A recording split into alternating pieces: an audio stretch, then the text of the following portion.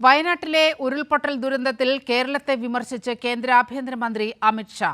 കേരളം കാലാവസ്ഥാ മുന്നറിയിപ്പുകളെ അവഗണിച്ചെന്നും കേന്ദ്രം നേരത്തെ മുന്നറിയിപ്പ് നൽകിയതാണെന്നും അമിത് ഷാ രാജ്യസഭയിൽ പറഞ്ഞു. मैं कुछ कहना नहीं चाहता था मान्यवर, मगर भारत सरकार की अर्ली वार्निंग सिस्टम पर सवाल किए गए, इसलिए मैं कहता हूं प्लीज लिसन अस, मत चिल्लाइए, प्लीज रीड इट. जो वार्निंग भेजा है उसको पढ़िए जरा. मगर कुछ लोगों को है कि यहाँ की साइटें खोलते ही नहीं है, विदेश की ही खोलते हैं. तो अब विदेश में तो इसकी अर्ली वार्निंग सिस्टम आएगी नहीं, हमारी साइट देखनी पड़ेगी. मान्यवर वर्षा, एक मिनट आप सुनो भाई, मैंने ध्यान से आपको सुना है, सुनिए जरा. नो डोंट प्लीज, इस तरह से नहीं चलेगा. सदन है. I will not allow.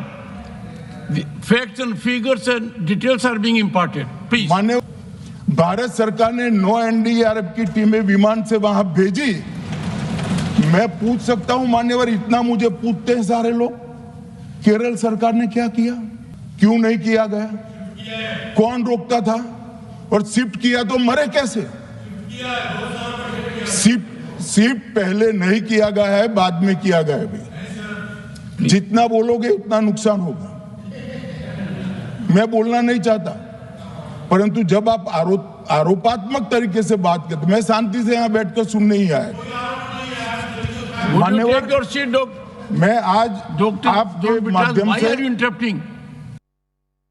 വാർത്തയുടെ വിവരങ്ങളുമായി വിഷ്ണു തലവൂർ നമ്മോടൊപ്പം ചേരുന്നുണ്ട്. വിഷ്ണു, ഉള്ളുലയ്ക്കുന്ന വേദനയിൽ കേരളം നിൽക്കുകയാണ്. ഈ ദുരന്തമുഖത്ത് നിൽക്കുമ്പോഴും രാഷ്ട്രീയമായി ഒരു വേട്ടയാടൽ തന്നെയാണ് ഇന്ന് രാജ്യസഭയിൽ വയനാട് പ്രശ്നത്തെ ചൊല്ലി കേന്ദ്ര ആഭ്യന്തരമന്ത്രി അമിത് ഷാ നടത്തിയത്. വസ്തുതാവിരുദ്ധമായ പ്രസ്താവനയാണ് നടത്തിയതെന്ന് മുഖ്യമന്ത്രി പറഞ്ഞു.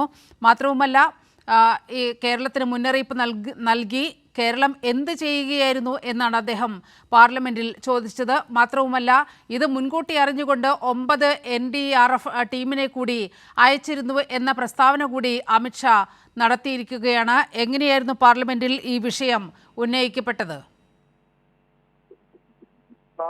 രാജ്യസഭയിലും ലോക്സഭയിലും ഈ ഒരു ശ്രദ്ധ ക്ഷണിക്കൽ ചർച്ച നടന്ന ഒരു സാഹചര്യം ഉണ്ടായിരുന്നു.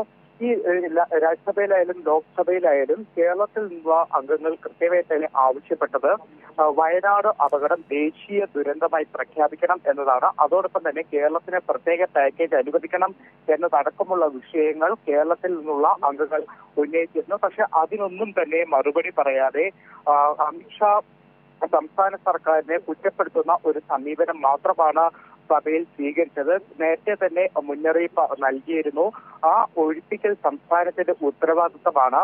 ജൂലൈ 23, 24, 25 തീയതികളിൽ മുന്നറിയിപ്പ് നൽകിയതാണ്. 30-ാം തീയതി അതിശക്തമായ മഴ ഉണ്ടാകുമെന്നതടക്കമുള്ള മുന്നറിയിപ്പുകൾ നൽകിയതാണ്. പക്ഷേ സംസ്ഥാനം കൃത്യമായ ഒഴിപ്പിക്കൽ നടപടി അടക്കം നടത്തിയില്ല എന്നൊരു സഭയെ തെറ്റിദ്ധരിപ്പിക്കുന്ന പ്രസ്താവനയായിരുന്നു അമിത്ഷായുടെ ഭാഗത്തുനിന്നും ഉണ്ടായത്. നീലിമ. ശരി, വിഷ്ണുവാണ് വിവരങ്ങൾ പങ്കുവച്ചത്.